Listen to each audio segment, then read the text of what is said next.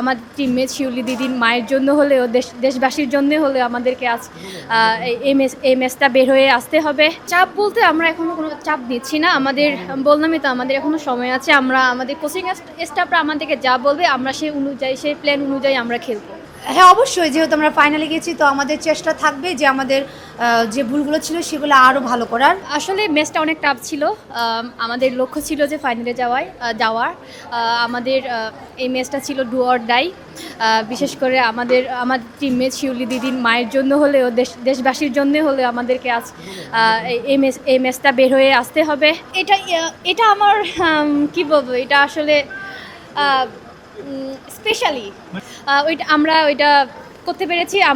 আমরা প্লেয়াররা সবাই যারা খেলেছে, যারা এবং সাবস্টিটিউট ছিল তারাও নেমে 120% দিয়ে খেলেছে। জয়টা আসলে আমাদের শিউলিদির মায়ের জন্য এবং পুরো দেশবাসীর জন্য উৎসর্গ করেছি।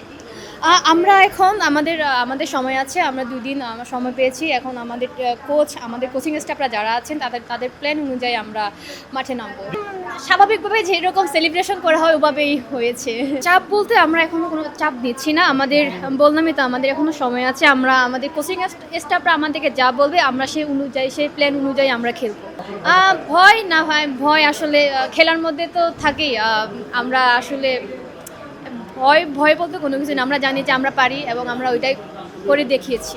হ্যাঁ, অবশ্যই, যেহেতু আমরা ফাইনালে গেছি তো আমাদের চেষ্টা থাকবে যে আমাদের যে ভুলগুলো ছিল সেগুলো আরও ভালো করার। তো আসলে আমরা তাদের সাথে ফাইট করার চেষ্টা করি। আমি তো বললামই যে আমাদের কোচ যেভাবে যে পজিশনে দিয়েছেন বা সিচুয়েশনটা বুঝেই সব কিছু মানে মেনটেন করছেন, তো সেটার জন্য আসলে খেলার রেজাল্ট বেরিয়েছে। মিডফিল্ড হ্যাঁ অবশ্যই সবসময় থাকে, অনেক সময় আপনার খেলার পজিশনে ওরা যে ভালো খেলে তাদেরকে মার্ক করা হয়, তো ওইভাবেই আমাদের মধ্যেও ছিল। কিন্তু তারপরে আমাদের সর্বোচ্চটা চেষ্টা করেছি, আমাদের যে মুভমেন্টের মধ্যে থাকলে তো অবশ্যই সেটার রেজাল্ট বের হয়ে যায়।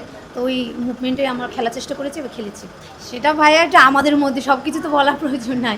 এটা প্রিপারেশন আমাদের মধ্যে থাকলে ভালো, কারণ এটা প্রকাশ করলে আপনার বিপক্ষেরা জেনে যাবে। এতটা চাঙ্গা তো আমরা হওয়ার এখনও কথা না, কারণ হলো আমাদের ফাইনাল ম্যাচ লক্ষ্য।